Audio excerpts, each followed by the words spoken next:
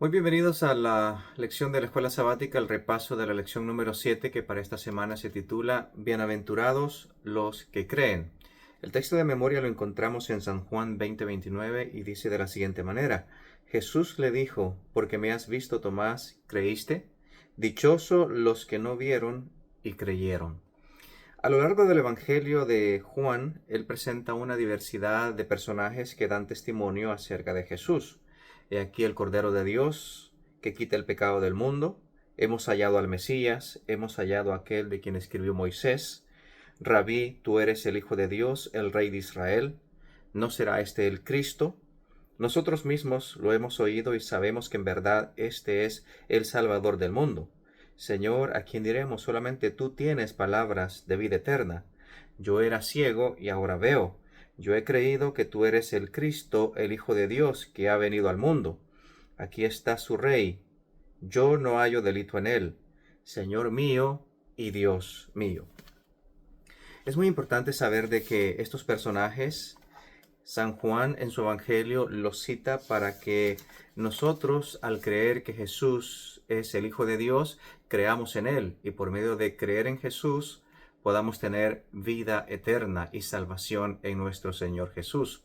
Ese es el propósito para que nosotros creamos y es por eso de que el título de la lección es Bienaventurados los que creen. Bienaventurados o dichosos los que creen en Jesús. Y esto el Señor se lo dijo a Tomás porque Tomás se puso sus condiciones para poder creer en Jesús y lo vamos a estudiar más adelante. La lección de esta semana tiene diferentes personajes que nuevamente Juan los llama para que den testimonio de Jesús y mediante su testimonio nosotros podamos creer en el Hijo de Dios, que es el Salvador del mundo, y para que tengamos vida en su nombre. Vamos a leer en San Juan capítulo 8, versículos 54 en adelante. Respondió Jesús: Si yo me glorifico a mí mismo, mi gloria nada es. Mi Padre es el que me glorifica, el que vosotros decís que es vuestro Dios. Pero vosotros no le conocéis, mas yo le conozco. Y si dijere que no le conozco, sería mentiroso como vosotros, pero le conozco y guardo su palabra. Abraham vuestro padre se gozó de que había de ver mi día, y lo vio y se gozó. Entonces le dijeron los judíos: ¿Aún no tienes 50 años y has visto a Abraham? Jesús les dijo: de cierto os digo, antes que Abraham fuese, yo soy. Tomaron entonces piedras para arrojárselas, pero Jesús se escondió y salió del templo, atravesando por el medio de ellos, y se fue. Muy importante que San Juan recalca este suceso de cuando el Señor estaba revelándose a los judíos como la resurrección y la vida, que el que creyera en él no moriría, sino que tendría vida eterna. Y los judíos empezaron a replicar: ahora sí, dijeron ellos, sabemos de que tú tienes demonio, porque Abraham y los profetas murieron. ¿Acaso tú eres mayor que Abraham? Y ellos pusieron el ejemplo de Abraham porque la nación judía había sido fundada en el patriarca Abraham, el amigo de Dios, que es conocido como el padre de la fe. Y cuando ellos pusieron este ejemplo, por el hecho de que ellos eran descendientes de Abraham, ellos creían de que eran exclusivos y que merecían todas las bendiciones del cielo solamente por ser descendientes de Abraham, del linaje de Abraham. Y aquí hay una aplicación muy importante para nosotros, solamente porque tu padre o tu madre o tu abuelita o tu abuelito tuvieron una relación muy íntima con nuestro Señor Jesucristo, no implica de que tú merezcas la salvación solamente por la consagración que ellos tuvieron. En otras palabras, nosotros podemos tener ciertos privilegios y bendiciones por la consagración, ya sea de nuestros padres o de nuestros abuelos o bisabuelos, y hemos obtenido una herencia espiritual y cristiana y bíblica por medio de la consagración de ellos, pero cuando corresponde a la salvación, tú y yo necesitamos aceptar a Jesús como nuestro Salvador personal. No nos cuenta de que seamos hijos de un hombre consagrado o de una mujer consagrada al Señor. Puede tener beneficios temporales para nosotros, pero cuando hablamos de salvación necesitamos tener una estrecha relación con nuestro Señor Jesucristo. La Biblia menciona que si el Señor mandase espada o mandase destrucción sobre una tierra, y ahí estaría estos tres hombres, Daniel, Job, y no me recuerdo el otro personaje, menciona tres, Daniel, Job y Elías me parece que es. Y dice la palabra de que ni aun a sus propios hijos pudieran salvar, solamente ellos mismos serían salvos por su propia justicia.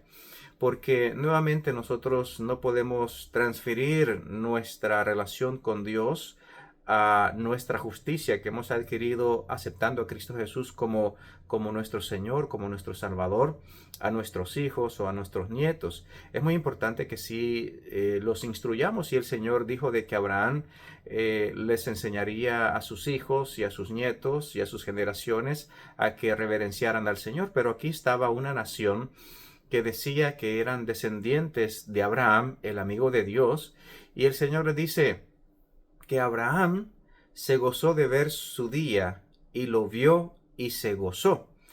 Y precisamente cuando el padre de la fe se le pidió el sacrificar a su propio hijo, y eso fue una prueba de fe. El libro de Hebreos menciona de que él estuvo dispuesto a sacrificar a su hijo porque sabía que el Señor lo podía resucitar de entre los muertos, y es por eso que estuvo dispuesto a sacrificar a su propio hijo, a Isaac, al que tanto amaba, al hijo de la promesa, como un simbolismo de lo que Dios el Padre hizo al dar a su único hijo por la salvación del mundo. Y cuando Abraham vio que fue detenido al momento de bajar el cuchillo para degollar a su propio hijo, en ese momento, hasta ese momento, Abraham fue detenido, y le dijo el ángel que hablaba desde el cielo: no toques a tu hijo ni le hagas daño, porque ahora conozco que temes a Jehová tu Dios. Y entre los arramales que estaban ahí cerca, en ese monte donde fue elegido para sacrificar a Isaac, estaba un carnero, enrollado sus cuernos entre las ramas, entre los arbustos, y ese carnero fue tomado en lugar de Isaac, y ese carnero fue ofrecido en sacrificio a Dios. Y el Señor se gozó y le pareció muy grato, y él juró por sí mismo de que en la simiente de Abraham serían benditas todas las naciones de la tierra. Y aquí fue el verdadero gozo de Abraham, que su hijo no tuvo que ser sacrificado, sino que hubo un sustituto para su hijo, y eso era lo que representaba el carnero que había sido, que fue sacrificado en lugar de su hijo Isaac. Todos nosotros merecemos la muerte, todos nosotros merecemos la paga del pecado es muerte, pero la dádiva de Dios es vida eterna en Cristo Jesús, Señor nuestro. Y por medio de esta prueba de fe, el Padre de la fe, el amigo de Dios, que en algunas ocasiones él se gozó en recibir a Dios y a sus ángeles, y lavó sus pies y les sirvió comida y se gozó en servirle. Ahora su gozo se había cumplido cuando él comprendió mayormente el plan de la salvación, de cómo Dios estuvo dispuesto a entregar a su propio hijo por la salvación de la humanidad. Y nótese de que para Isaac y para todos nosotros hubo un sustituto, alguien que tomara nuestro lugar, y ese es nuestro Señor Jesús, el Hijo de Dios. Pero para Jesucristo no hubo ningún sustituto. Recordemos en el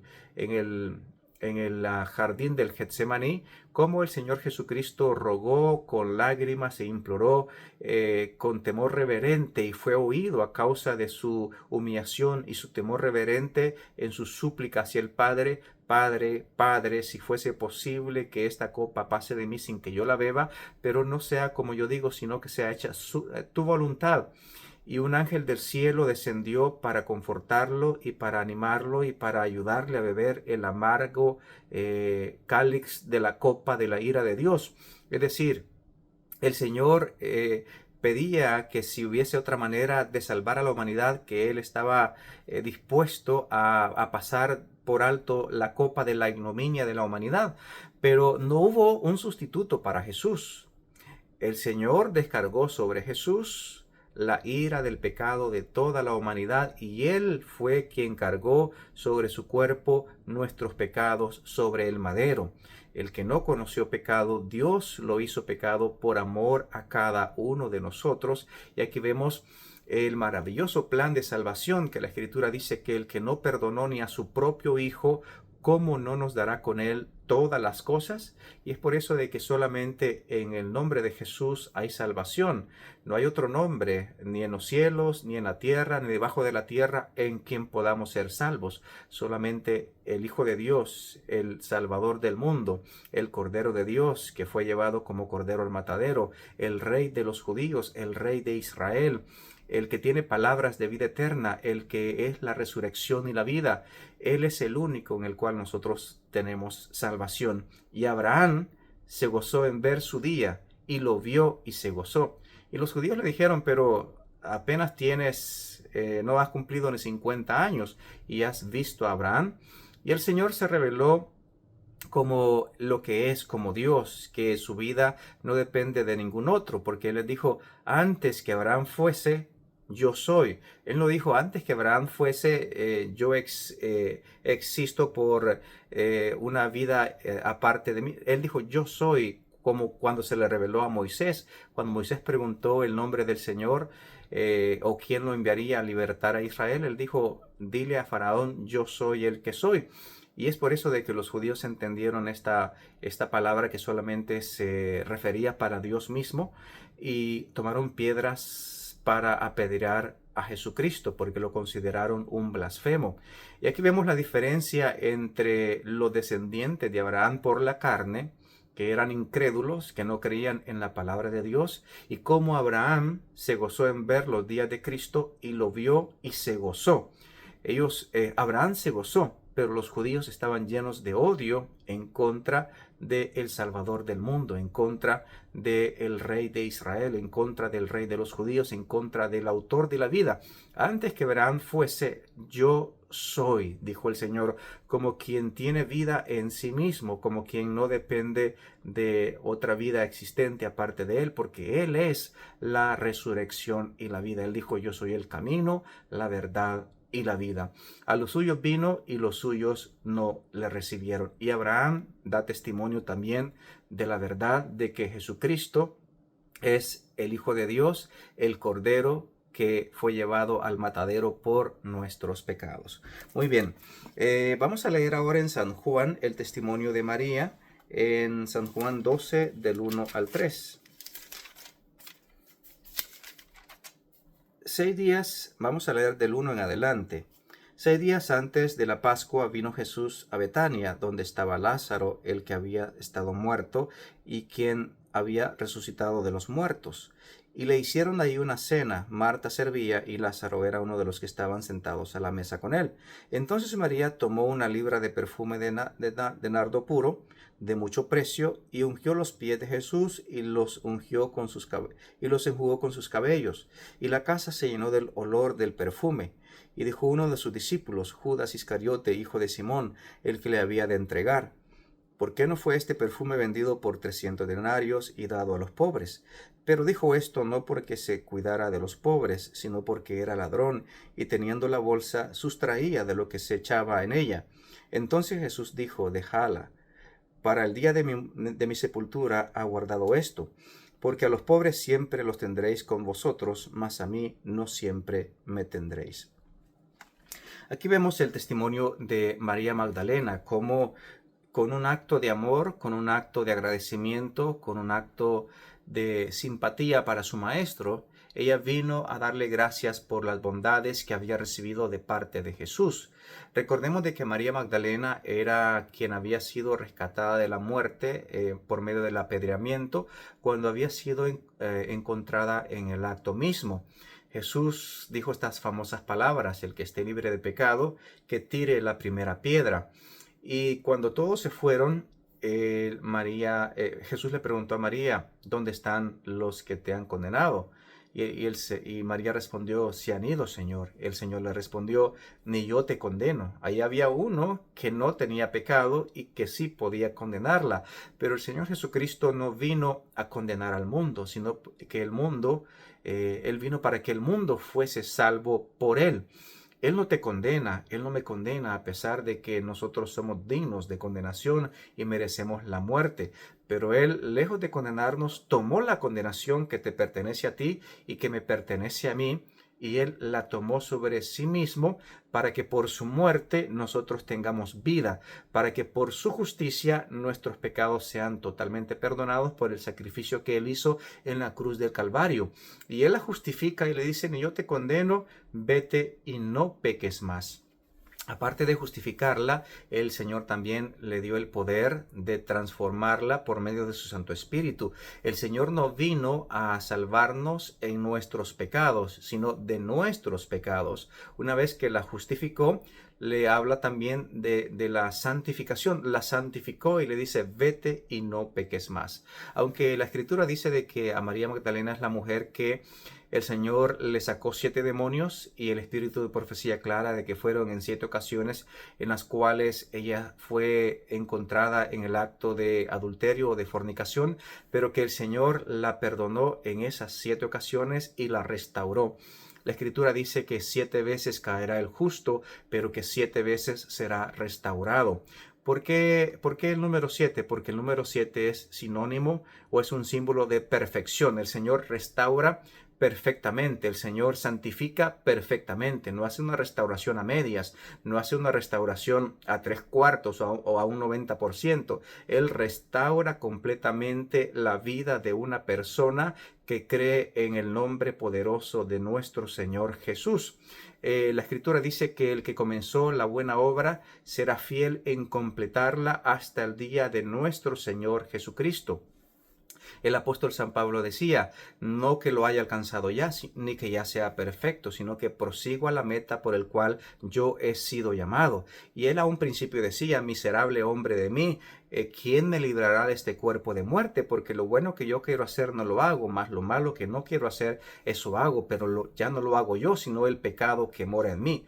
Pero al final de su carrera como discípulo y como apóstol de Cristo, él dijo estas palabras, he corrido la buena carrera, he peleado la buena batalla, he acabado la fe, por lo cual me espera la corona de vida que el Señor me dará, y a mí, y no solo a mí, sino a todos aquellos que esperan su venida.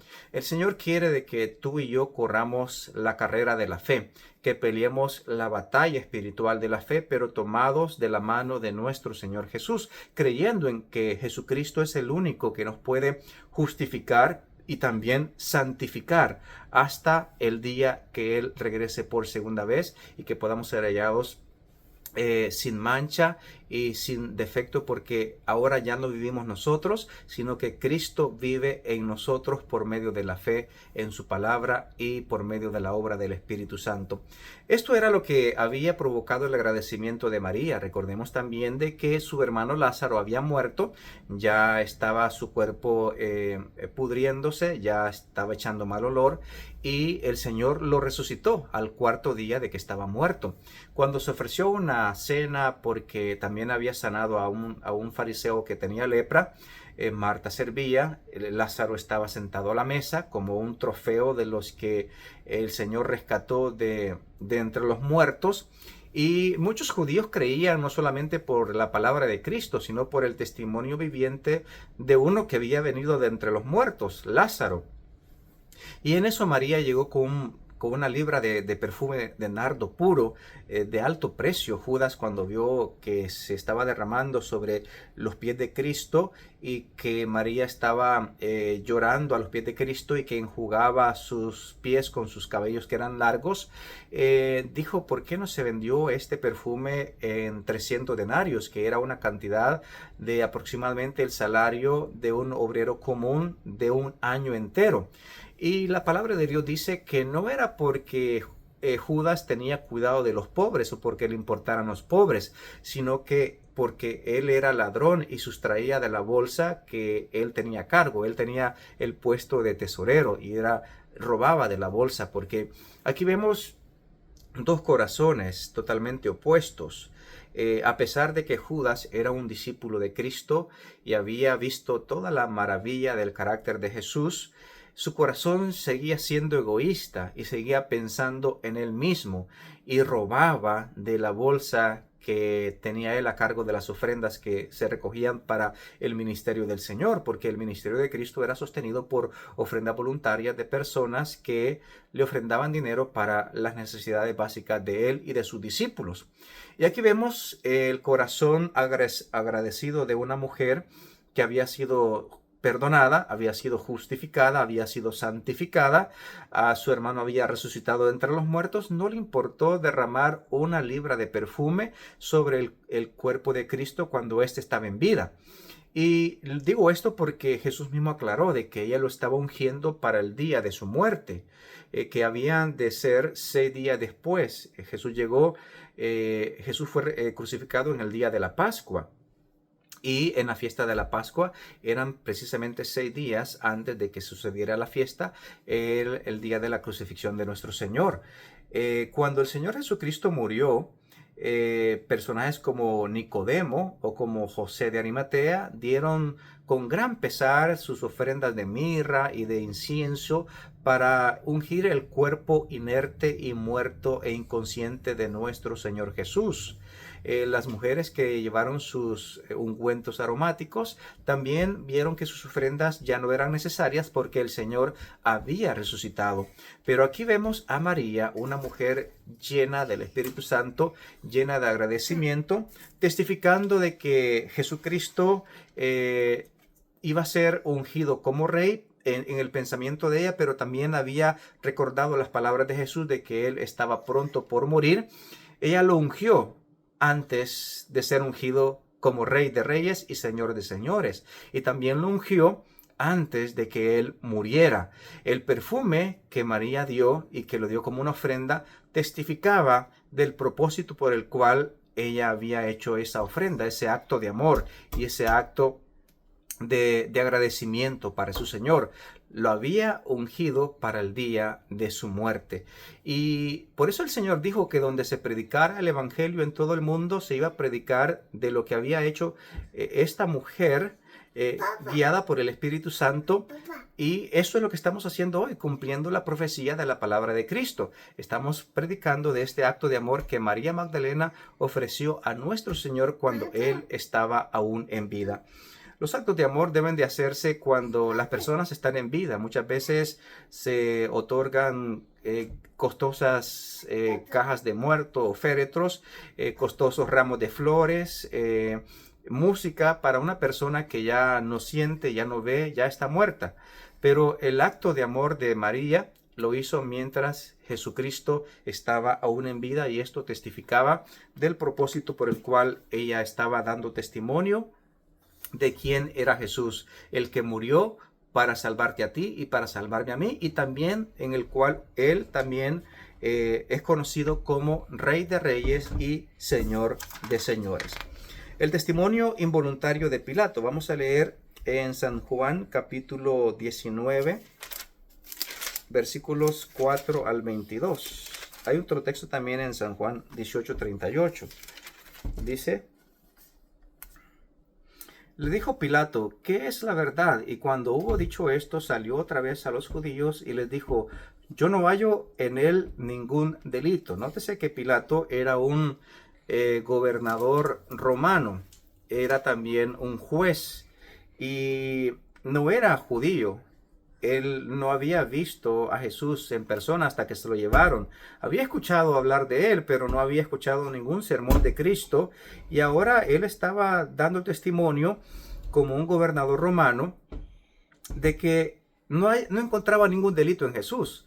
El primer testimonio que dijo: yo no hallo ningún delito en este hombre. Es decir, no era ningún criminal, no era un malhechor, porque lo habían llevado a él. Y notemos de que sigue el relato en el capítulo 19, versículo 4 en adelante. Entonces Pilato salió otra vez y les dijo: mirad, os lo traigo fuera, para que entendáis que ningún delito hallo en él. Segunda ocasión, él vuelve a decir que no haya ningún delito en este hombre, que este hombre es inocente. Es el testimonio de Pilato. Y salió Jesús llevando la corona de espinas y el manto de púrpura, y Pilato les dijo: He aquí el hombre. Cuando le vieron los principales sacerdotes y los alguaciles, dieron voces diciendo: Crucifícale, crucifícale. Pilato les dijo: Tomadle vosotros y crucificadle, porque yo no hallo delito en él. Tercer testimonio de Pilato: No hallo ningún delito en él. Nada digno de muerte ha hecho este hombre. Los judíos le respondieron: Nosotros tenemos una ley, y según nuestra ley debe morir, porque se hizo a sí mismo hijo de Dios. Cuando Pilato oyó decir esto, tuvo más miedo. ¿Por qué razón? Bueno, porque a Pilato se lo habían llevado con la acusación de que él se había sido pasar como rey de los judíos, pero ahora ellos declaran el verdadero motivo por el cual lo querían matar. No porque se hacía rey de los judíos, sino porque se hacía hijo de Dios, porque se hacía a sí mismo Dios. Y cuando Pilato escuchó decir esto, tuvo más miedo, porque él dijo: este hombre realmente es lo que dice ser. Y otra vez en el pretorio, y dijo a Jesús: ¿de dónde eres tú? Mas Jesús no le dio respuesta. Entonces le dijo Pilato: ¿a mí no me hablas? ¿No sabes que tengo autoridad para crucificarte y que tengo autoridad para soltarte? Respondió Jesús: ninguna autoridad tendrías contra mí si no te fuese dada de arriba. Por tanto, el que a ti me ha entregado mayor pecado tiene. Desde entonces procuraba Pilato soltarle, pero los judíos daban voces diciendo: si a este sueltas, no eres amigo de César. Todo el que se hace rey a César se opone. Entonces Pilato, oyendo esto, llevó fuera a Jesús y se sentó en el tribunal, en el lugar llamado el Enlosado, y en hebreo Gabata. Era la preparación de la Pascua y como la hora sexta. Entonces dijo a los judíos: He aquí vuestro rey. Pilato da testimonio de que Jesús es el rey, y ellos dijeron: Fuera, fuera, crucifícale. Pilato les dijo: ¿a vuestro rey he de crucificar? Nuevamente da otro testimonio, que Jesucristo es rey. Respondieron los principales sacerdotes: No tenemos más rey que César. Así que entonces lo entregó a ellos para que fuese crucificado. Tomaron pues a Jesús y lo llevaron, y él, cargando su cruz, salió al lugar llamado de la Calavera, y en hebreo Gólgota. Allí le crucificaron, y con él a otros dos, uno a cada lado, y Jesús en medio. Qué triste escena la de Pilato, porque al él reconocer y dar testimonio en 3 ocasiones de que no encontraba ningún delito en él, dan 2 veces testimonio, da 3 veces testimonio de que Jesús es rey, porque le preguntó a Jesús: ¿eres tú rey? Dando entre pregunta, pero Jesús le responde: tú lo has dicho. Él da testimonio en 2 después públicamente de que él es el rey de los judíos. ¿A vuestro rey he de crucificar? ¿He de crucificar al rey de los judíos? Él da testimonio de que no había ningún delito en él, de que él es un rey. Pero a pesar de su convicción, de su conciencia, él se dejó llevar por la presión del público, por las ganancias temporales, por la conveniencia política, porque le dijeron: si no lo crucificas, te opones a César y te vamos a acusar contra César de que no has crucificado a un disidente que se hace pasar por rey de los judíos. Y entonces, cuando él escuchó esto, lo soltó, no sin antes intentar en varias y repetidas ocasiones en soltarlo. Inclusive su esposa le mandó a decir: no tengas nada que ver con este justo, porque por causa de él he tenido muchos sueños. Y él procuró soltarlo, y tenía gran temor y tenía gran miedo, y lo cuestionó, pero a pesar de su convicción, a pesar de que no encontró ningún delito en Jesús, a pesar de que no encontró nada malo digno de muerte en Jesús, aún así lo entregó para que fuese crucificado. Él se lavó las manos, pero delante de los hombres, porque delante de Dios no hizo lo correcto. Y es aquí donde nosotros podemos aplicar grandes lecciones en nuestras vidas, porque todos nosotros vamos a comparecer ante el tribunal de Cristo y vamos a dar testimonio si hemos actuado conforme a la convicción de nuestra conciencia, o fuimos llevados o arrastrados por el que dirán, por lo que me conviene, o por lo que otros dicen. Hay muchas personas que se avergüenzan de Cristo o de Jesús por temor a ser avergonzados por los demás, por temor a perder una conveniencia temporal, una conveniencia material. Y esto fue lo que le pasó a Pilato. Y esto puede pasarnos a muchos de nosotros. Así que aprendamos de ese testimonio de lo que le ocurrió a este gobernante romano, que a pesar de que él reconoció públicamente de que era inocente, de que era rey, aún así lo entregó para que fuese crucificado. Y por último vamos a estudiar en esta lección el testimonio de Tomás. Y vamos a ver en San Juan 20, 19 al 31. San Juan 20, 19 al 31, lo que nos enseña la lección de la palabra de Dios. Cuando llegó la noche de aquel mismo día, el primero de la semana, estando las puertas cerradas en el lugar donde los discípulos estaban reunidos por miedo de los judíos, vino Jesús y puesto en medio de ellos, les dijo: paz a vosotros. Y cuando les hubo dicho esto, les mostró las manos y el costado, y los discípulos se regocijaron viendo al Señor. Entonces Jesús les dijo otra vez: paz a vosotros. Como me envió el Padre, así también yo os envío. Y habiendo dicho esto, sopló y les dijo: recibid el Espíritu Santo. A quienes remitiereis los pecados les serán remitidos, y a quienes se los retuviereis les serán retenidos. Pero Tomás, uno de los 12, llamado Dídimo, no estaba con ellos cuando Jesús vino. Le dijeron pues los otros discípulos: al Señor hemos visto. Él les dijo: si no viere en sus manos la señal de los clavos, y metiere mi dedo en el lugar de los clavos, y metiere mi mano en su costado, no creeré. 8 días después estaba otra vez sus discípulos dentro, y con ellos Tomás. Llegó Jesús, estando las puertas cerradas, y se puso en medio, y les dijo: paz a vosotros. Luego dijo a Tomás: pon aquí tu dedo, y mira mis manos, y acerca tu mano, y métela en mi costado, y no seas incrédulo, sino creyente.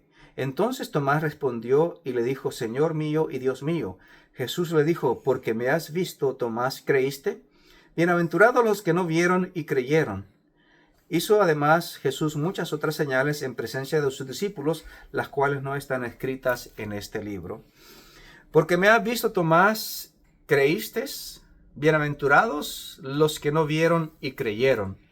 Esta es una bienaventuranza para nosotros, que no hemos visto a Jesucristo en persona, que no hemos tocado sus manos que fueron traspasadas por los clavos, ni hemos metido nuestra mano en su costado que fue abierto con la lanza, donde salió agua y sangre. Esa agua y esa sangre que limpia nuestros pecados, una fuente de agua viva, y la sangre que es expiación para nuestros pecados. Tomás puso condiciones para creer, puso condiciones para ejercer fe. Si no pusiese mi dedo y no metiere mi mano en su costado, no creeré. Así hay muchas personas hoy en día que ponen condiciones para creer en Jesús. El Señor nos ha dado testimonio a través de su palabra, a través del Espíritu Santo que trabaja en nuestro corazón y nos convence de pecado, de justicia y de juicio. Nos habla a nuestros sentidos, a nuestra razón. La naturaleza toda cuenta el testimonio de su Creador y da testimonio de quién es el Creador, el Salvador del mundo, nuestro Señor Jesucristo, porque todas las cosas fueron hechas por Él. Pero aún así, el Señor no ha disipado toda duda para que nosotros podamos creer. Pueden haber, si alguien está esperando a que toda duda sea disipada para poder creer, nunca va a creer. Ocasiones para dudar hay muchas, pero hay más evidencias fuertes y contundentes que nos demuestran y que nos hablan a nuestra conciencia, a nuestra razón, a nuestro corazón, por medio del Espíritu Santo, por medio del testimonio de la palabra, por medio del testimonio de los discípulos de Cristo, de que Jesús es el Salvador del mundo, de que Jesús es el Rey de Israel, de que Jesús es la resurrección y la vida, de que en Jesús hay palabras de vida eterna, de que en Jesús hay agua viva, de que Jesús es el Rey de Israel, el Salvador del mundo, nuestro Redentor. Y nosotros seremos como Tomás. Vamos a poner condiciones para creer en Jesús. Pero hay una importante lección para nosotros hoy en día, porque Jesucristo no se limitó a rechazar las condiciones para que Él pudiese creer. Él vino y tomó esas condiciones y se presentó aún con las condiciones de Tomás y le dijo, ok, ¿tú quieres creer en mí solamente por tocar mis manos y meter tu mano en tu costado? Ok, aquí estoy, hazlo. Y no seas incrédulo, sino creyente. Y cuando Tomás vio a Jesucristo, su costado y sus manos, él exclamó, Señor mío y Dios mío. Él fue un creyente y aceptó a Jesucristo como su Señor y como su Dios. Señor mío y Dios mío. Y el Señor le dio una reprensión y una bendición para todos aquellos que habían de creer, no siendo llevados por sus sentidos, sino siendo convencidos por el trabajo del Espíritu Santo que trabaja constante y diligentemente en el corazón y en la conciencia de cada persona que nace en este mundo. Porque Jesucristo es la luz verdadera que alumbra a todo hombre que ha nacido en este mundo. Y todo aquel que ama la verdad y que es de la verdad, oye las palabras de Jesús. Bienaventurados los que sin ver creyeron. Y eso nos abarca a cada uno de nosotros. Nosotros somos bienaventurados porque hemos creído en la palabra de nuestro Señor Jesucristo, en el único en el cual nosotros tenemos salvación y vida eterna. Mi deseo y oración en esta hora es que cada uno de nosotros podamos ser también partícipes de los testigos de Jesús, que donde quiera que nosotros vayamos podamos dar testimonio de aquel que nos ha llamado de las tinieblas a su luz admirable y que podamos testificar de que Jesucristo es el Salvador del mundo, de que Jesucristo es el Cordero de Dios que quita el pecado del mundo, de que Jesucristo es el Mesías, el que vino a dar su vida para salvar a los pecadores. A los suyos vino y los suyos no le recibieron, pero a los que le recibieron, a los que creemos en su nombre, nos dio potestad de ser hijos de Dios. Bendiciones para todos.